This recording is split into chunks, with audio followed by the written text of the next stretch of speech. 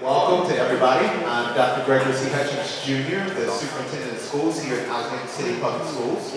And I just want to thank you all, one, for giving up time out of, I'm sure, your very busy schedules to be here to talk about what we believe is probably one of the biggest decisions that Alexandria City Public Schools is going to have to make in the next 10, 20, possibly 30 years here within our school division. So we're looking forward to the discussion this evening.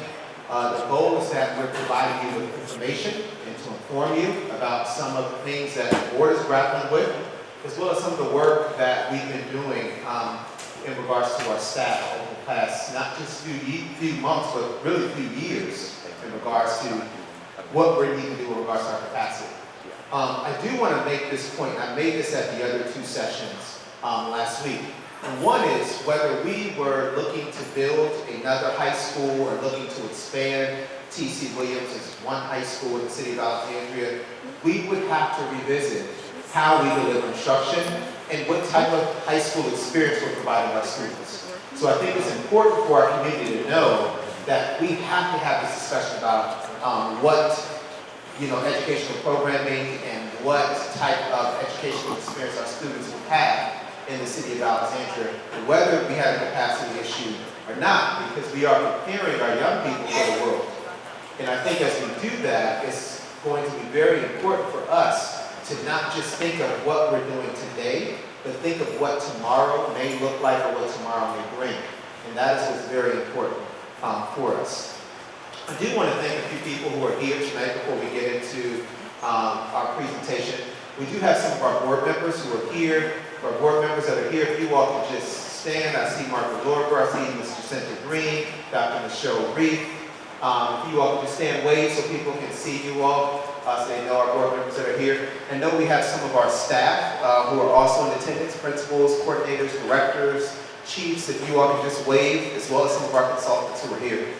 Wave around for everyone to see that we do have some of our staff here today. So today, we're going to be going through a full overview of some of the work that has transpired over the past few months. And then we're going to do a brief Q&A, public Q&A.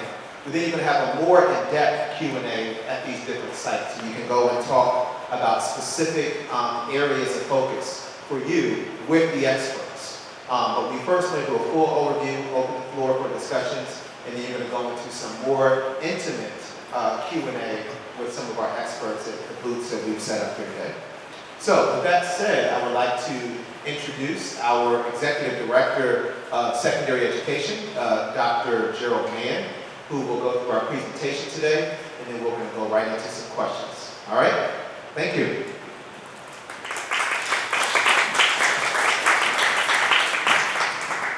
Good evening, and thank you again for coming, and thank you, Dr. Hutchins. How many of you obviously have heard of the high school project? How many people have students in high school currently? How many in middle school and elementary?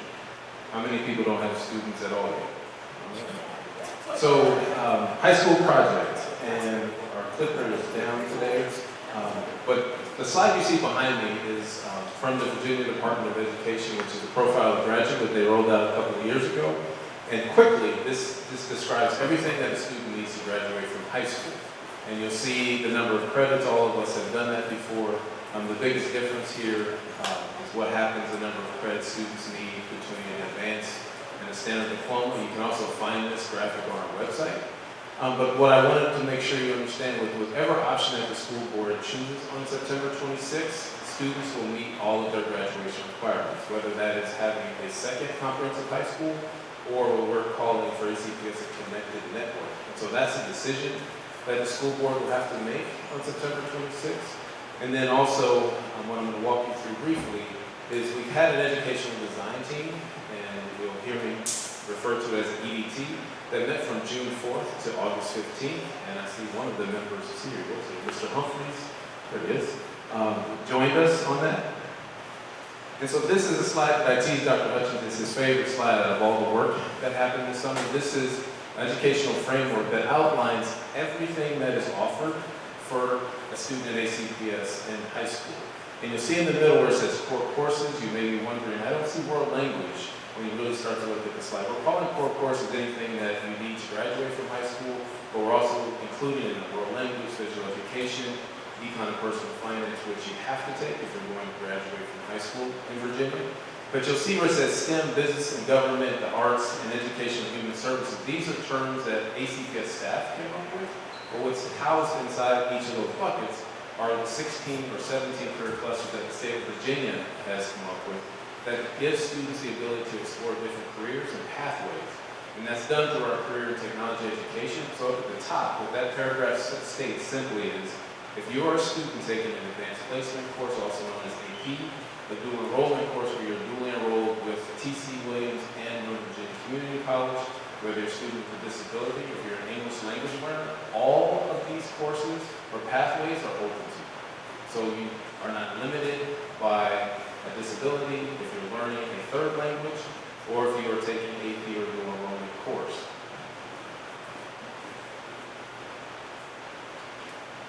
And so also, if you may not be aware, the school board did a motion, one in January and one in March.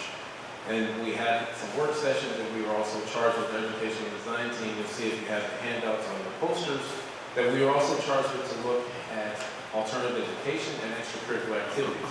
If you had a larger connected network or to high school, what would happen with alternative education or extracurricular activities. And so we termed it in the education design team alternative pathways to graduation. And so how many of us by choice, if you went to college, chose to go somewhere that was less than 4,000 students? I know I did. And I was purposeful in that decision. And so when we think about alternative pathways to graduation, T.C. Williams currently has 4,000 students. We're projected by 2025 to have 5,000. So some people may say, that's too big for me. I could be a student who is talented and gifted. I could learn, I don't know, 6 or 7 languages, but I would like a different experience. And so when we think about alternative pathways to graduation, is how do we provide experiences for our students? That doesn't mean that if Dr. Hutchins wants to say, great, and I get in a fight, most people when we hear alternative education, we shouldn't go to that school because we got in trouble. So let's think about what are other pathways or options students can graduate from high school.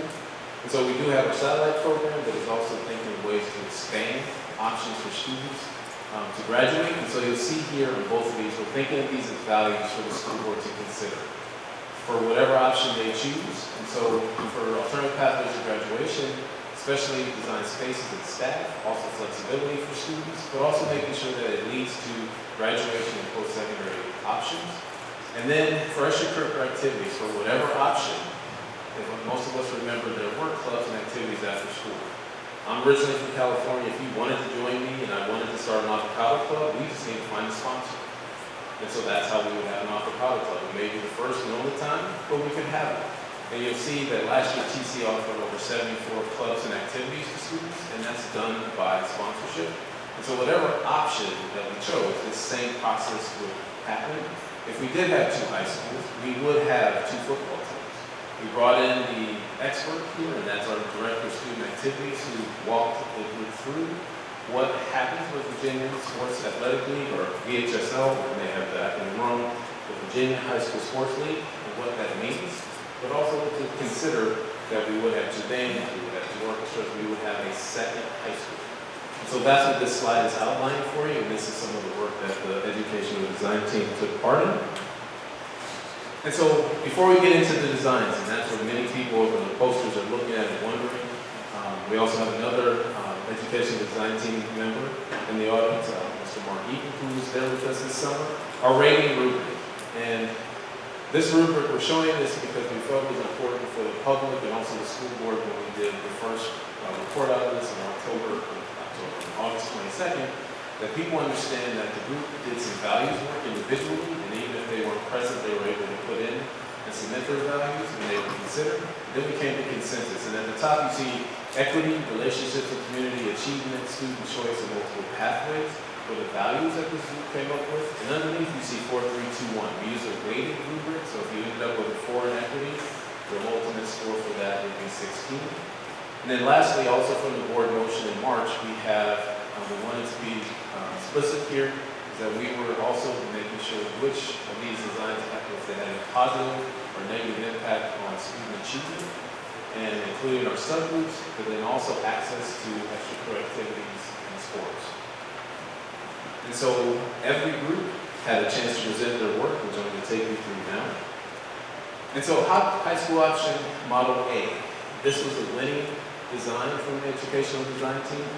And so I'm going to walk you through at a high level what this means. And so you'll see we have two high schools here. One has a STEM theme. This doesn't mean you have to be in the STEM program, but this high school is going to have a theme and focus on the STEM field. And then the other high school will be humanities. You'll see that they offer for languages, they won't offer the 5. This is again high level design. This could be changing once the decision is made.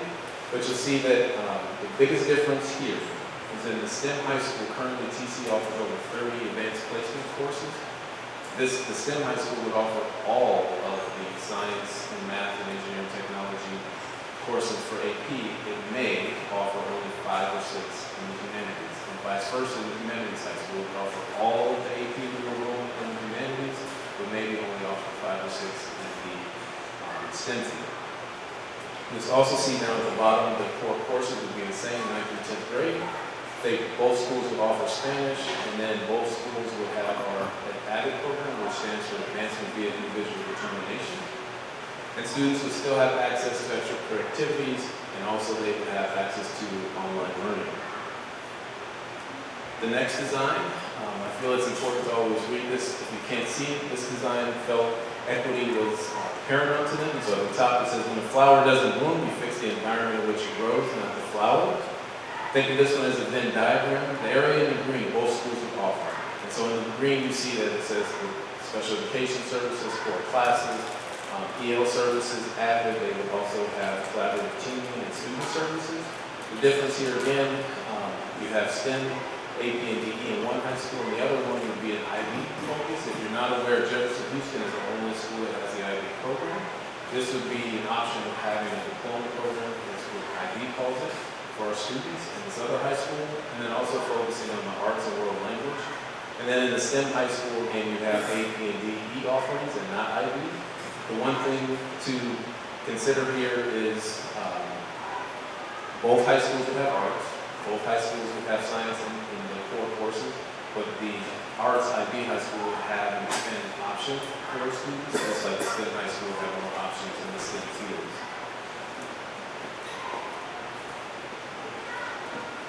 So the connected network. For this one, think of that orange line that's going through it as the connector. This is explaining that one high school, King Street, would be the hub. Every student would take their core classes here in the humanities field, but then we would be building a new STEAM center, STEAM standing for Science, Technology, Engineering, Arts, and Math. And every student would take their science and math classes here. If you're not taking an engineering course, you wouldn't be forced to take one, but you would definitely take your science and math courses actually in the new STEAM center. And again, every student would be taking their courses in the new STEAM center. You'll see at the top where it says early college is not necessarily connected, but they're still TC Williams students. We're working on a partnership with Northern Virginia Community College where students are doing a role at Northern Virginia Community College and TC Williams, where when they graduate, they have their high school diploma, but they also have their associate's degree. And so that program would house 400 students. It would be a program each year, 100 students would enroll. Then we'll expand our satellite campus, which is currently on the 2nd floor of our central office building. And then you see down at the bottom another connection for alternative pathways to graduation. And again, in the King Street campus, you would have expanded options and spaces for humanities courses that would be housed at the King Street campus and the new STEAM center housing those STEM courses and some expanded art offerings. And so connected network, this one is again end of the orange line, mustard in this color, as a connector. This one is keeping everyone in close proximity. And so we've all obviously been to TC. If you haven't been out back to this side, you do see the chicken and wrap, but they're now saying, is it possible to take over the field and the tennis courts and all that community garden back there? And then build a pathway or covered pathway for students to be able to walk between buildings. The furthest building would be an alternative pathways building that would actually be on campus. Then having similar science labs and larger career technology spaces, and then keeping this building as the hub. And then you'll see the last thing where it says parking underground. There's been much discussion with the education and design team. Could we actually bury the parking lot and then have more expanded space for buildings here? And then the last part that's not connected is making Minnie Howard a new sports facility that can be shared with the recreation department. And so the design here is that you're still connected, but you're close in proximity. You still have your own college, and you would also have a satellite program that would still be housed at central office. You may be wondering, when the education design team did their work, we did not look at space. We did not look at space until the designs were actually done. Many of the members wanted to talk about space and where locations, and we purposely wanted the group to actually design.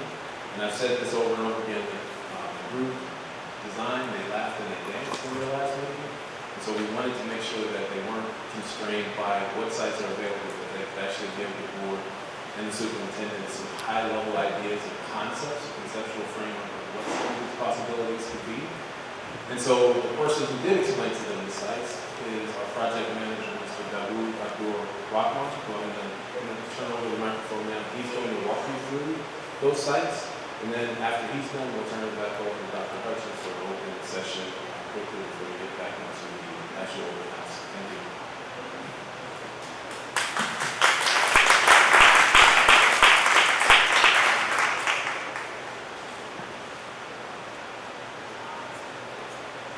Good evening, everyone. My name is Dawood Abdul Rahman, and I'm retained by the City of Alexandria Public Schools to be the project director for the high school project. I'm coming to you from 35 years of experience with the federal government, working on projects to design, construct, lease, acquire sites, engage in community outreach at the federal level for office space, courthouses, conference training centers, those kind of facilities. So this is my first time working on a school project. It's been really a rewarding experience. I'm learning a lot, and I'm really enjoying this process. As Gerald mentioned, and this is not unusual for this kind of project. This is a major project any way you want to look at this project, and it's not unusual for a project like this, which is very, what I would call a master planning process for the program officers or the users or the people who are ultimately going to do the work to go off and not be encumbered by the current reality of sites and buildings and those kind of things, and imagine what they need to do in an ideal place, wherever that ultimately happens. And then for another group to go out and try to find sites, buildings, or some combination to meet the need. And we follow a very similar process for this project. And at some point they begin to come together. They're beginning to come together now on this project. So in addition to retaining me, there's a full team of educational designers and real estate people and other specialists on the project. Alexandria City Public Schools also hire Savills Real Estate. They are a global real estate brokerage firm that specializes in tenant representation. They are in the business of finding sites, buildings, some combination, so that tenants can find places to ultimately fulfill their mission. In this case, it's a school.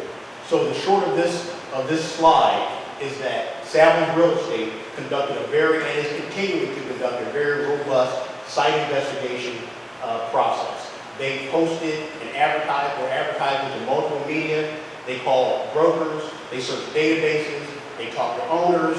They did everything they could to try to identify combinations of land and or buildings that could be existing, that could meet the need for either an expansion of the current connected network or an independent second high school.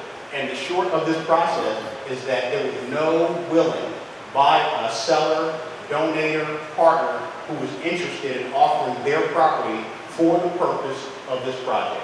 So at the end of the day, after all the site investigation, this is continuing. It does happen sometimes that people change their minds. They have plans for land or site that fall through. That hasn't happened so far. But at the present time, any site, building, or combination thereof that will meet the need for an expanded connected network or for a second comprehensive high school will be on land that is currently in the inventory of the City of Alexandria.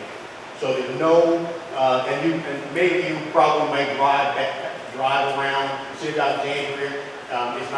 It's a very relatively small city. It's a land-constrained city. It's a city where the land is scarce, it's expensive, and you might even see a site that you think might be available.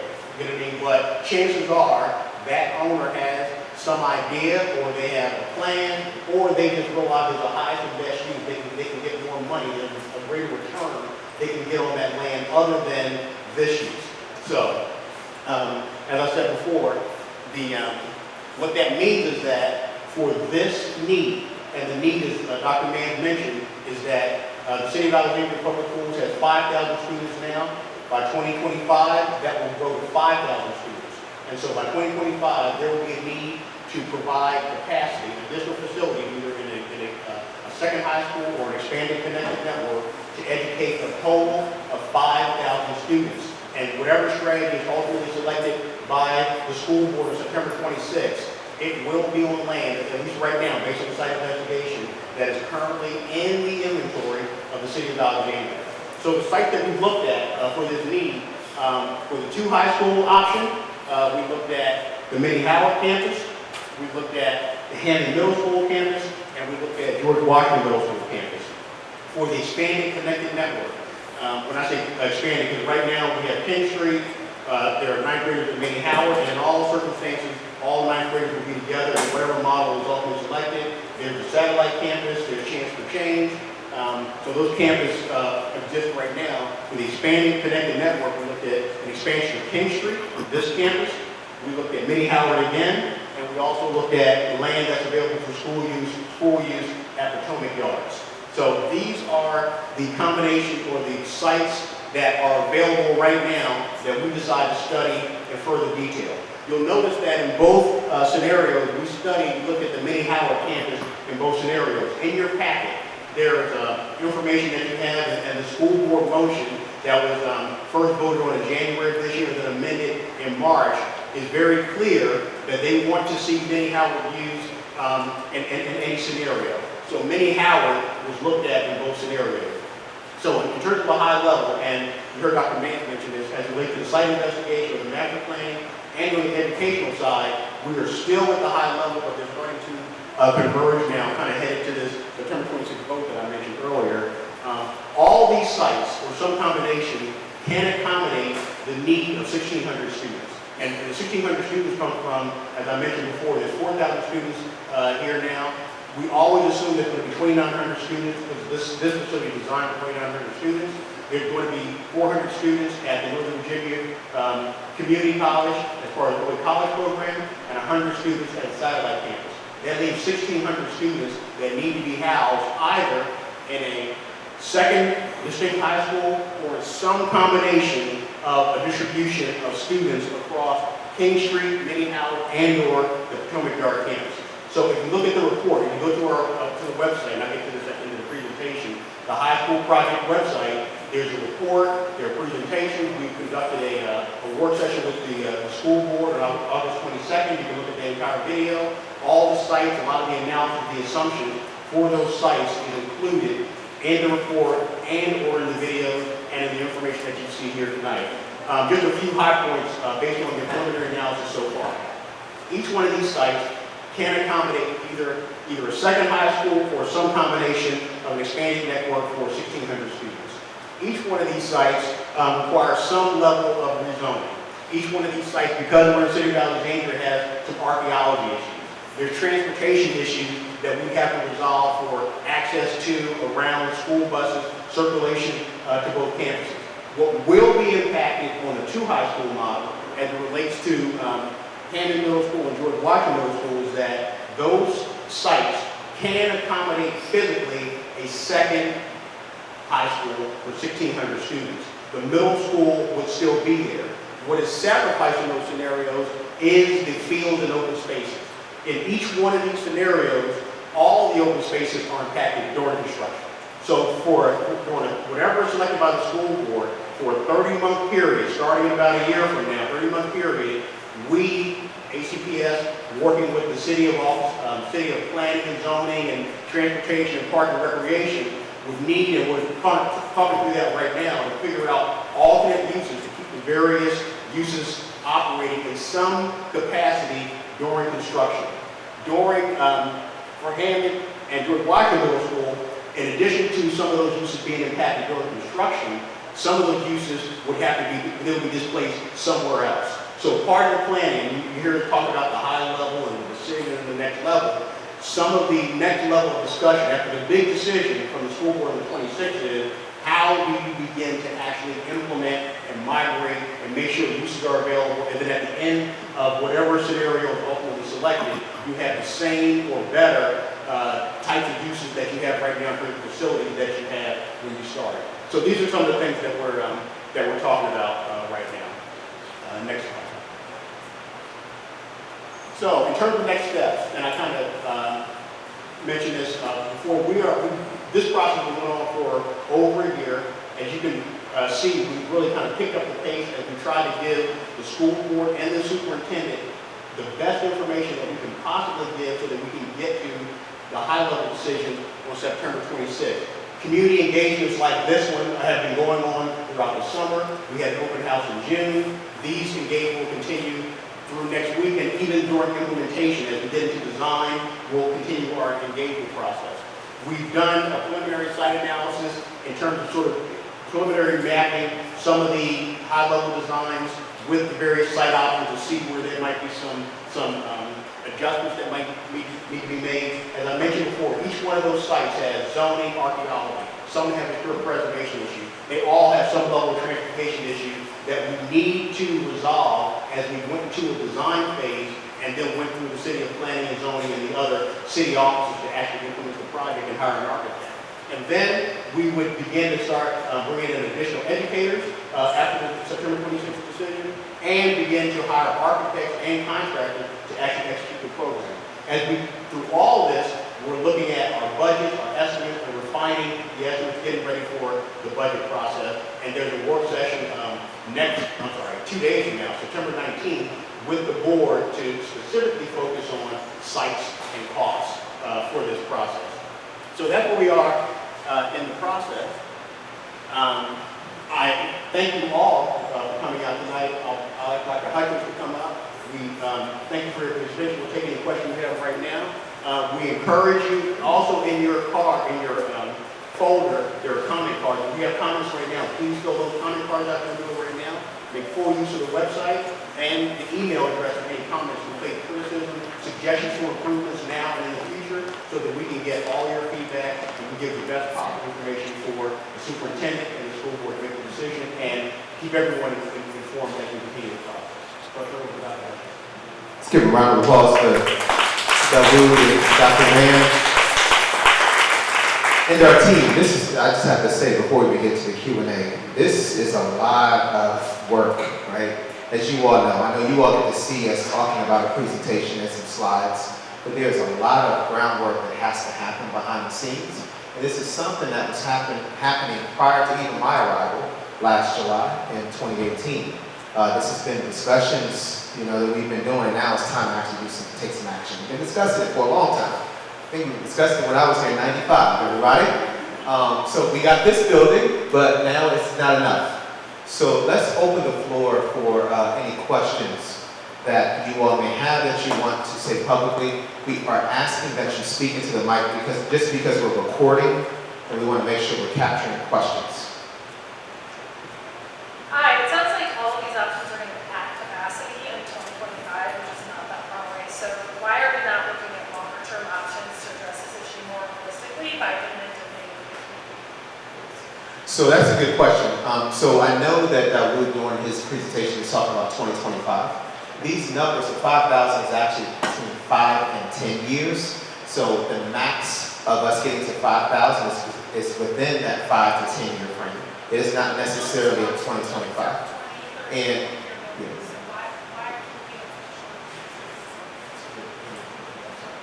Buildings should be built for longer than 5 to 10 years. So why are we looking at a shorter time span? yes. Some of us might have kids that are further down the road. That's great. It's a good question. So one thing that is important for us is we're building any new facilities, right? And this is not just in Alexandria, but across the country, is to have flexible spaces, so that we're able to adjust and accommodate whether we get smaller or we get larger. And right now, what we have to do, make our decisions based off of, is when we're looking at our projections, we're looking at 10 years out. Even when you're looking at 10 years out, that is still risky, because there's no guarantee that those numbers are even accurate for 10 years out. But we have been, and I know Erica, she's here, she could probably explain, this process more in regards to our, or more in depth in regards to our projections. But we have to use the incredible data that we have to make informed decisions. And that is the decision that we're making based off of the data that we currently have over the next 5 to 10 years. Those are projections that we're using.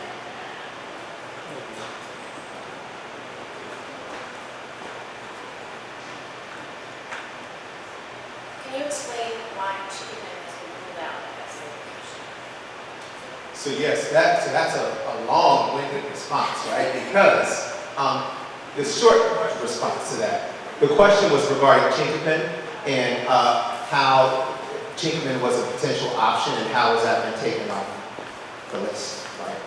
A part of Chinquapin, and I think that if I'm looking at all of my colleagues around here because I want to make sure I get this right, but the federal government, there is an agreement with the Chinquapin space that has to be public space.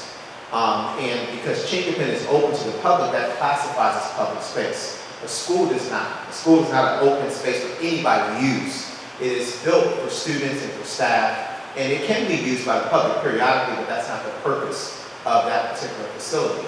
So there is a process that we would have to go through in order to get permission to be able to build on that space. There are a lot of implications to trying to go through that process, which can take 3 to 5 years just to go through the process. But then there are also financial obligations that will be required in order to take that space away. So it's not something we can just build on because it's classified or deemed as public space. And that's the same for certain areas all throughout Alexandria. The reason why this building stops right there is because of that very reason. We have that whole round, if you go up above where the gardens are for the Chinquapin area, all of that is classified as that public space, and that's why we didn't expand this building that much further out. The question is, who owns that? Is it the city, government, or federal government? Our Chief Operating Officer, Mignon Anthony, I want to make sure she gets it. I don't give you the wrong information. Everybody. The federal government, the National Park Service, granted that land to the city of Alexandria in the early 60s, like 1962. So it is owned by the city of Alexandria, but with the understanding that it is used for recreation in perpetuity. And so in order to go through the process, we have to, it would have to be equal value, there would have to be a large application process. It's not to say that that couldn't be done at some point, but in order for us to maintain our schedule, with what the city council has approved in terms of our budget and with regard to our expansion, that would be something that the school system and the city would have to agree to, or the federal government would have to agree to, it may be a legislative process that would be involved in that. So it's several steps that we could pursue, but it would not be able to be done within the time frame that we're trying to conduct this work in.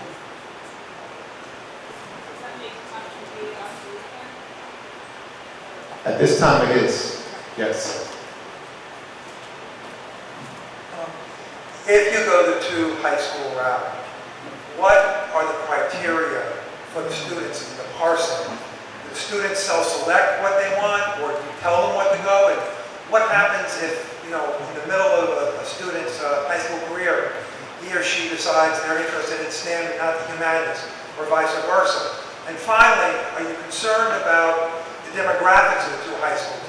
I mean, I don't imagine we want one high school to be 100% minority, the other high school to be, 30% majority. I think the demographics of Alexandria are very important. I think many of us know the history of Alexandria and what we went through in the 60s, 70s in terms of the integration of the city, all the various imaginations of high schools, and what that all ended at. Are you concerned that we just might be replaying that record 60, 70 years later? Well, I think that's one really good question and something that the board, as well as our staff, have been grappling with.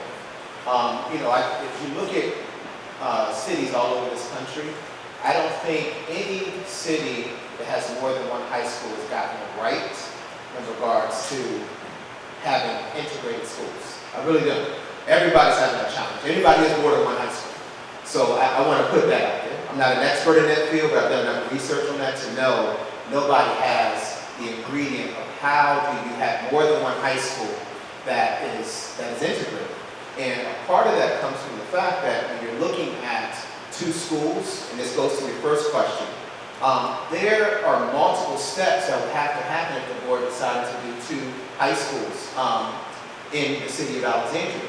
We would have to determine, do we go through a redistricting process, meaning based on where people live, if they're assigned to a particular location or a particular school, which that could bring a caveat such as our neighborhoods in Alexandria, they are segregated.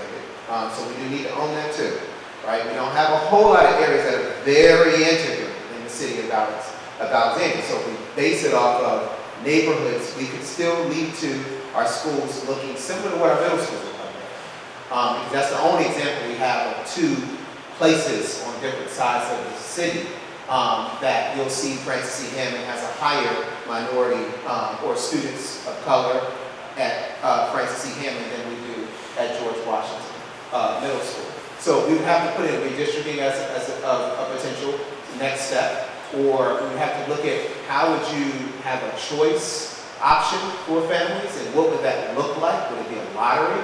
Would it be based on the themes? Would there be an application process? You know, those are all the things that we would have to determine, because you're going to have, if we go the route of having two high schools, we are going to have one high school that has 2,900 students and one high school that has 1,600 students. So they are going to be different sizes, and we're going to need to determine who's going to get assigned to which will be a whole nother layer of action that the board will need to take if we decide to go down the path of going to two high schools. Hi. I think everyone knows here that there is capacity issues, and it's taken a while to address. Smaller cities in the state of Virginia, Roanoke, Lynchburg, Suffolk, have 2 and 3 high schools that they addressed years down the road, and we're playing 2025 crisis rules. Are these 2 high school options, is that the way forward? Do we really need 3 for, you know, the 34-year plan, like this lady said? And then, just because we're addressing capacity, how do we improve T.C. Williams' standing in the state of Virginia with the academic standards? Yes, and I think that's a great question in regards to how do we improve TC's standing. That's something that we have to start now. We can't wait till we get whatever option we choose, right? We're already starting to work to increase, one, our instructional work here within the schools and building capacity with our staff. We're trying to make progress with our academic achievement for our students as well, and that's something that we can't wait till we come up with a decision. So I agree with you on that. So that's something we're working towards. And we're also embarking on our new strategic plan to help provide that roadmap of how we make not just T.C. Williams, but all of our schools in the city of Alexandria high performing, so that our rankings are high in the Commonwealth of Virginia and across the country. The second question that you asked in regards to having 3 high schools, or maybe we need to consider What is the right number? what is the right number. And I think that is always when you're looking at projections, right? And I think I want Erica Gulick to come up and talk about our projections, because we have to base major decisions that deal with taxpayer dollars off the data that we have. We can't make assumptions, right? So 10 years ago, someone didn't say we were going to be at 4,000 students at TC Williams, right? Nobody had that number 10 years ago. So we have to be careful with trying to project too far out and building something thinking they will come, and then we've spent tax dollars to build something that's empty. And many cities have made that mistake as well, which is a major issue. So we have to make facilities, I'm just answering this question. No, meaning that many cities, they have made projections, and the numbers that they use, those schools are not filled. And in some cases, you may also, I will need to get some of that data for you. But we also have situations where things happen in a city. If you look at our statistics here in the city of Alexandria, I was just here as a director 7 years ago. Our student population was at 13,000 students, right? Right now we're at 16,000, that's in 6 years. That was not something that 10 years ago we knew the rotation of how things were going to operate in 2020 or where we would be. So we have to use a formula which, like any other school division, uses. And there are assumptions that are used, but then reality also sets in. things happen. People decide this may not be the city. I mean, this is all hypothetical, but people may decide they may want to raise families somewhere else. And we thought Alexandria was the choice, and now it's not the choice, right? Things can happen that causes our numbers to go up and down. But I would like Erica to just talk a little bit about how we do our projections and how we use those projections to determine what the capacity concerns are for our high school. Thanks, Dr. Hutchins, and thanks for that question. So a few things, and I think Dr. Hutchins started to touch on it earlier. One, whatever we build, the capacity for it and the actual need is going to be reevaluated at multiple stages in the project. Two, we have to start from somewhere, and we have to plan for something. And so we started the enrollment methodology process that we have now in 2013, 2014, working with the City of Alexandria, so we knew which housing developments were coming on, we knew what major redevelopments were happening throughout the city. I would say, just as historical fact, we've had 5,000 high school students before, and it decreased, and we'll have 5,000 students again, and it may decrease again. So we have to be smart about how we do plan. In general, just to talk about some of the inputs to the projection methodology, we look at birth data every year. And we consider how many of those students will become kindergarten students. That percentage is actually it's stabilized to about 55% of the amount of births that happen in Alexandria, and the births have also started to decrease. So when we look at our largest kindergarten cohort that we ever had is currently in 7th grade. That's who this project is basically planning for, and who we're really trying to make sure we are able to capture them and we have enough room for them in high school. We've never exceeded that amount of kindergarten students. So we're pretty confident that in the next 5, 10, 15 years, we're going to grow to 5,000 and we might stabilize based on the amount of students we have now. So, and I'll be around and I'm happy to talk more after. Thank you, Erica. I would like a little bit of clarification on the 500 students that you're allotting for the early college and the satellite program. I know we already have a capacity of about 100 in the satellite program. Do you know how many of those satellite students are 100% located at satellite? I know a lot of them are hybrid, and so there has to be space for them right now here in this building because they take some of their classes here and they do some of their classes at satellite. And then also the early college program, which is really exciting. Is that already fleshed out, and are those students going to be in the general population at NOVA, or is there another facility that has already been identified and is waiting for those 400 students, or I guess 100 per year for 3 years? Have we allotted for that? We're not going to have those 500 students walk away from one of these two buildings in the first year that they exist. Yes, so one, we currently have 100 students in our satellite program. The goal is that we really hope to increase that number. Right now we're keeping it at 100 because there are more students who really would like to have the blended learning experience. So our satellite, for people who aren't aware of what satellite is, it's online. You take some online courses, and then you also have direct instruction from a teacher. And it's a hybrid kind of approach where you have a little more flexibility in the pace of the work that you're doing at the satellite, and you're also in a smaller learning community because you're only 100 students, so you're not at the main TC campus.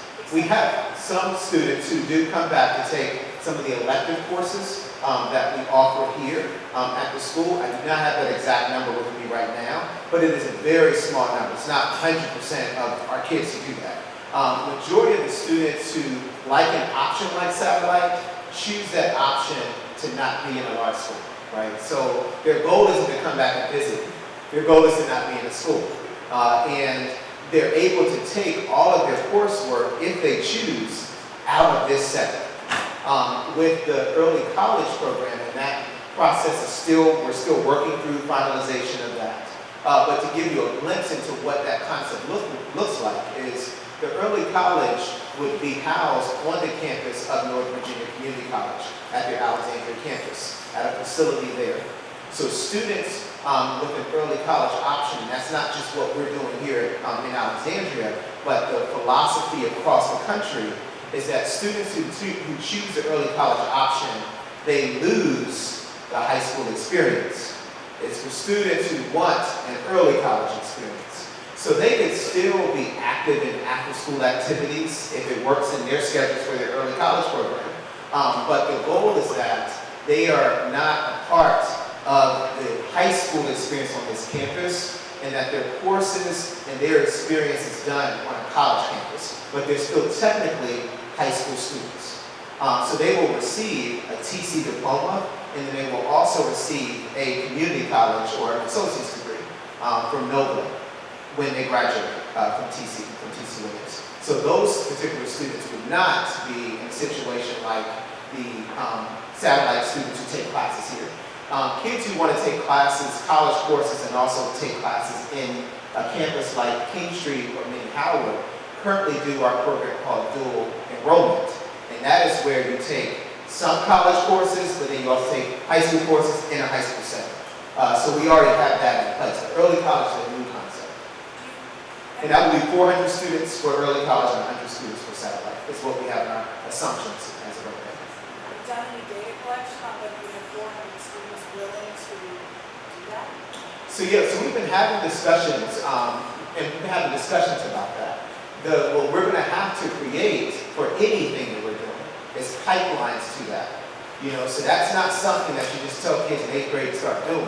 You have to really begin to get, you know, students who may need that rigor, students who like to move at a fast pace, who we already can see some of that at the elementary level and at the middle school level. Those are going to be types of kids who may want to do that option.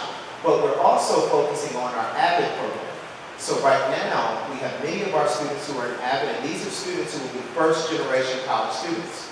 And starting with them at the elementary level, like taking AVID, because AVID is technically a program that's an elementary, middle, and high school program. We focus on it more at the middle and high school level. But bringing that to the elementary level, we're then creating a pipeline of students who have been trained to go into this pathway in the future. So we're really trying to think ahead. And 400 doesn't all happen at one time.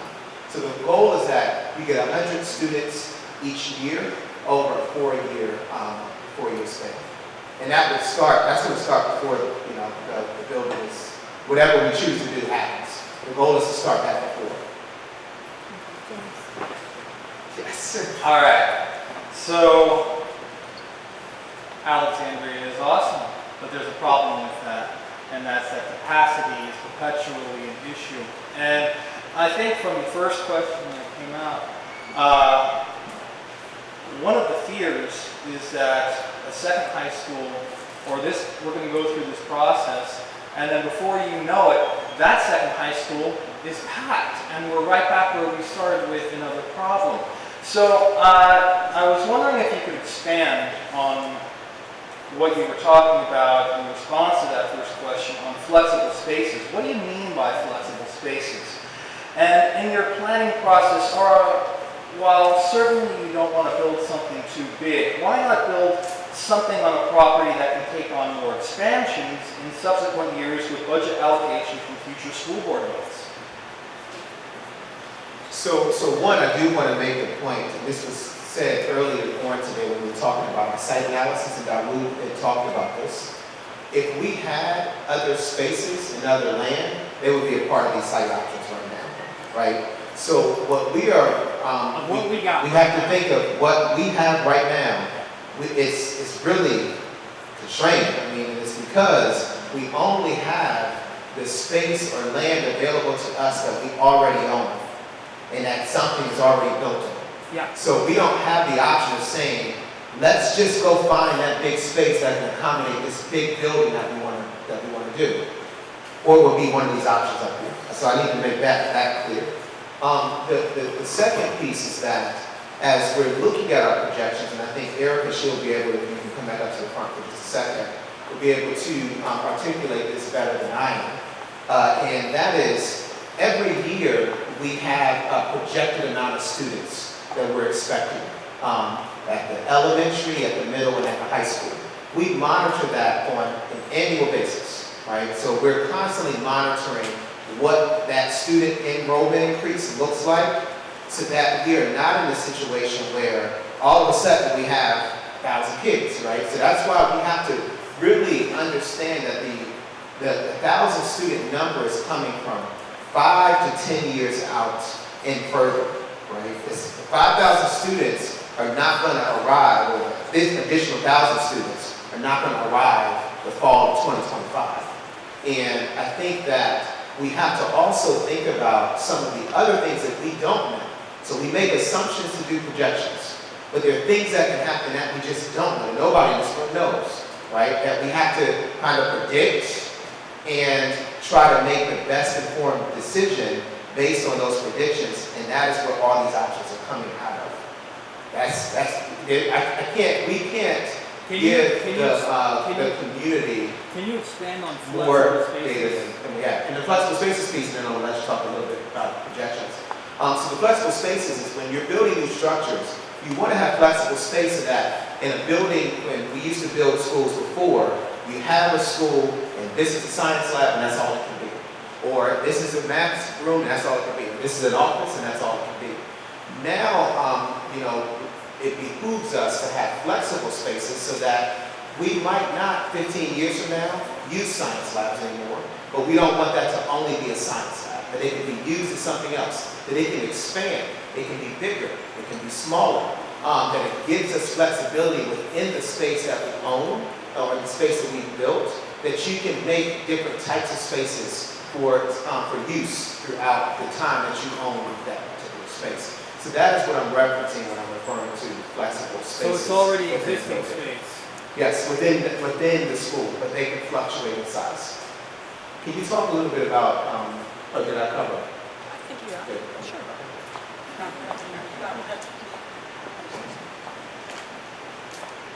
I think it's also important to remember that we're subject to the economic development program that the city has in place. The city builds a certain, is marketing and bringing in a certain population, a certain type of development that's coming in. And so many of the projections that we're subject to are going to be based upon the housing units that are being built, the economic development that's being sought, the restrictions and what we have on the land availability. So, in addition to, the numbers that we're using are really a reflection of what the city is. The other thing about our land and what we're looking at is, remember that we also have amenities to our schools. This building isn't the only thing that's part of the school requirement. There are fields, there are recreation areas, there are play zones, there are parking. There are a lot of other things that both Dawood and Dr. Hutchins have referred to that are part of the formula as to what's available. And one other thing I'll say is that we can't make owners sell us their land. I mean, availability is one thing, and identifying where we think something might be, optional is part of it. I'm sorry?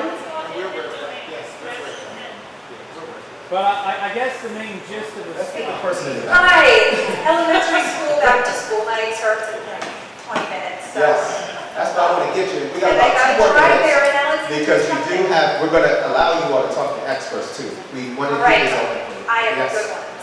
All right, come on. Okay, so I'm looking at this paper, and when I got it emailed to me, I was struck by sort of the dichotomy that's presented here. On one hand, there's the one high school model with all this opportunity, and on the other hand, there's the two high school model, which has all these negative impacts. So I feel Which document? it reads to me, Okay, got it. it reads to me like we kind of know where everybody on the staff level wants to go with this. However, and I know it's anecdotal, which is never really that relevant, I don't know anybody who's thrilled with this for their kids.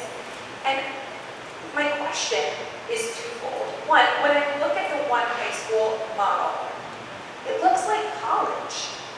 We've got lots of campuses.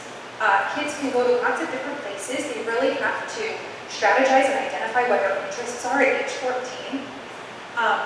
We have kids going to a community college campus. My kid will absolutely be targeted for this program. I don't want him to be 14 and going to Nova. I want him in a closed community environment with people who will know him and get to know him in a diverse environment. So I'm curious to know, what do the principals, the elementary school principals say about this. I've spoken to 3 who all were very hesitant to rock the boat, but did not feel that it was age appropriate. And I'm concerned about that as an elementary school parent. And then I look at the 2 high school model, and this seems like a weird dichotomy too, because it's either the connected school has different options, or we can have 2 high schools and they're separate. And you have to decide if you're a STEM kid or you're a humanities kid. And selfishly, I'd like to send both my kids to the same school. And also, I'm concerned that, as the gentleman over here brought up, we all know that our schools are currently segregated based on honors versus traditional track. We know that. And I know that having 2 high schools presents an opportunity for having 2 segregated high schools. And I know we see that happening with the STEM Academy here now. So by giving us the 2 high school option and separating out 2 options, I know that 2 academic tracks, I know that we're all concerned that white families will decide which school is better and then lobby hard to push their kids toward it. And I see that happen all the time now. And I look at my elementary school experience right now. I have a child in a TAG program. In 4th grade TAG reading, there were 35 children in a 2nd-year teacher's class. And it's not because, despite our best efforts, we're adding more children of color to the classes. We are not telling white parents no. So I would like to know what the principals think about the age appropriateness of the connected campus. Because I don't think parents really know what that is, because there's so many different options. So that's one question. And the second question is, how are we going to tell white parents no? If we can't tell them, no, your child does not qualify for honors, how are we going to tell them, no, the STEM campus or the humanities campus isn't the better campus, and no, your lovely, wonderful, sweet, amazing, smart child cannot just go wherever you want? Okay, well, that was a deep question. I'm telling you, I want to get to Derek. All right, so let me say, and I have to go to my son's back to school night when I was probably 6:30. But I do want to say that, first off, let me just say this about the educational program. I think it is important for us to understand that the charge from the board for the staff was to bring some educational programming concepts to help them understand what it could look like. So the goal was that if we had 2 high schools or if we had the Connected High School Network, which is 1 high school, these are what some potential programs could be. This is what it can look like if we actually chose to go down this path. Whether we had 1 high school or 2 high schools, the expectation was always to not pigeonhole or isolate students. So because something has a theme, right? So for example, if it has a STEAM theme, does not mean a student cannot take humanities classes at that school, right? So it still offers those courses at that particular school for kids who want to do humanities or the arts or whatever they may choose to do, because it's just a focus. And I'm going to use our STEM school, Court Kelly and Ferdinand T. Day. They're both a STEM focus, right? Just like Charles Baird is an arts focus. But that doesn't mean that's all the kids can do, right? Because some kids, they may not be interested in STEM even if they're zoned to that school. So that's where they go. They're still doing all those other courses. Sorry, that's my son sitting next to you. My 4th grader. So I wanted to make that particular point initially in regards to educational programming.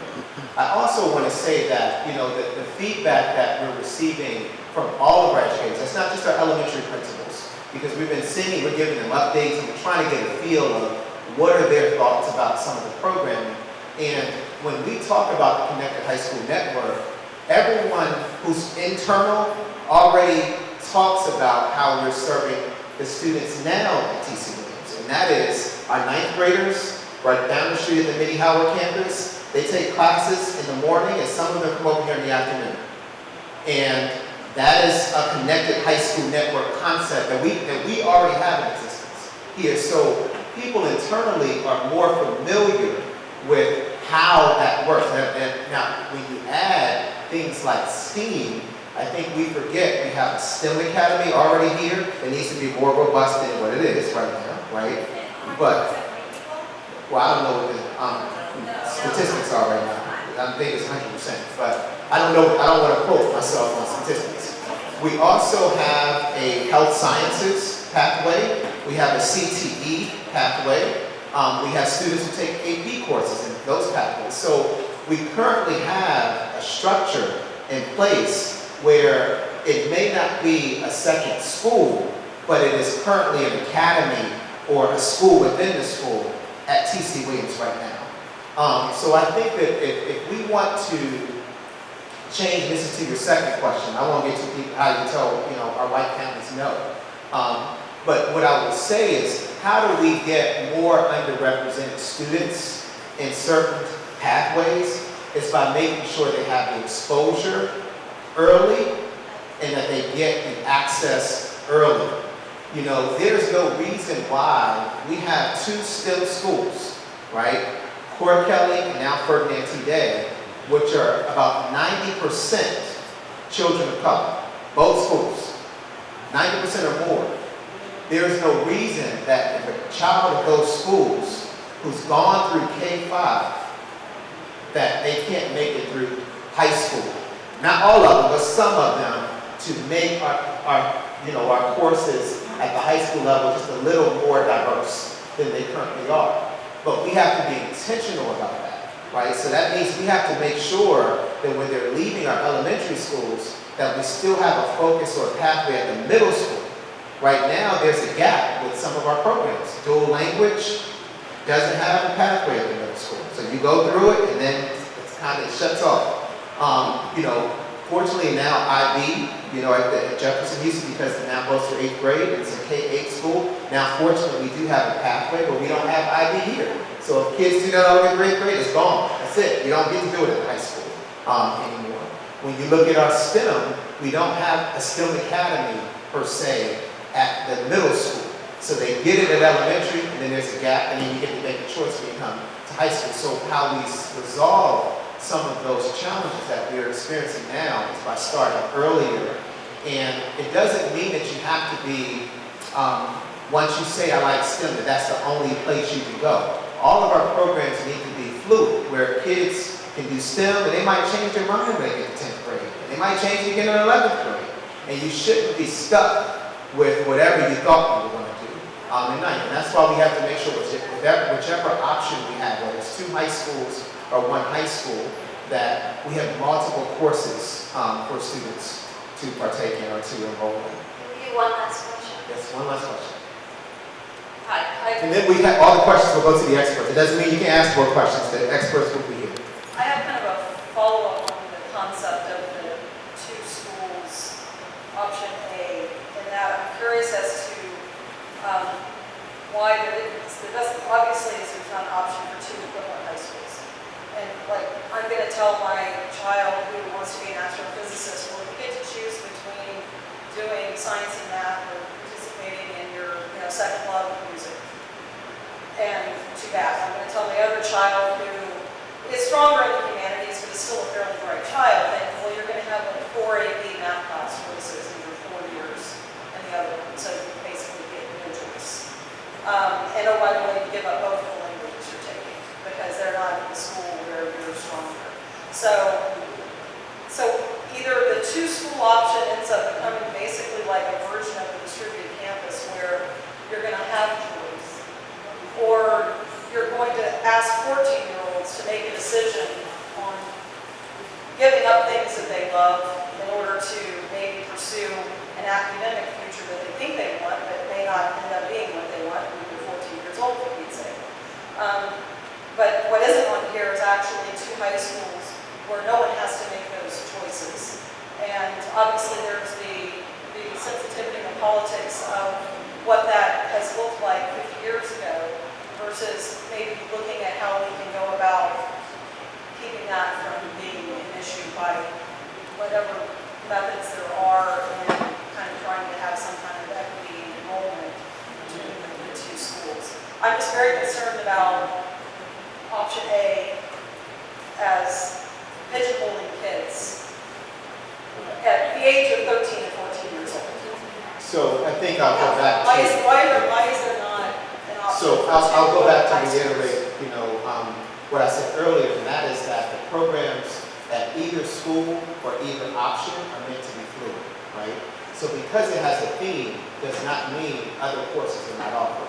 Student interest is what drives courses, right? So if we can't like build it and they will come, or post it and they're gonna enroll, right? Students during their enrollment, when they're doing their course selections, during that process, they're sharing their interests about different types of courses. And then that interest determines how many sections, or if the course is offered, or how much interest is out there. So it's really what students actually drive the choice of what courses we offer in high school. This is a concept, right? This is giving the board as well as the community an opportunity to see what could be if we had 2 high schools, or if we had 1. But I think one fact that comes out of this is that if we have 2 high schools, we are going to have 1 high school that is 1,600, and we're going to have 1 high school that's 2,900. And what we do know, based on numbers, is that the less numbers you have in a particular school, the less courses you have to offer, because you have less students. So it's not, some people have the concept that because we have 1 high school is the reason why we have 400 classes to offer kids. And that is not because we have 1 high school. It's because we have 4,000 kids is why we have 400 courses, right? So we could have 1 high school with 1,000 students and we're not going to have 400 courses to offer, right? So the numbers is what drives the plethora of courses that we offer. So with knowing that, we have to keep in mind whatever courses are being offered. We have a school that has 2,900 and a school that has 1,600. We're not going to be offering 400 courses either one, right? That's something that we know that is definitive because we won't have the numbers to do that. But it will be fluid, whichever option we choose. So kids are not going to be pigeonholed.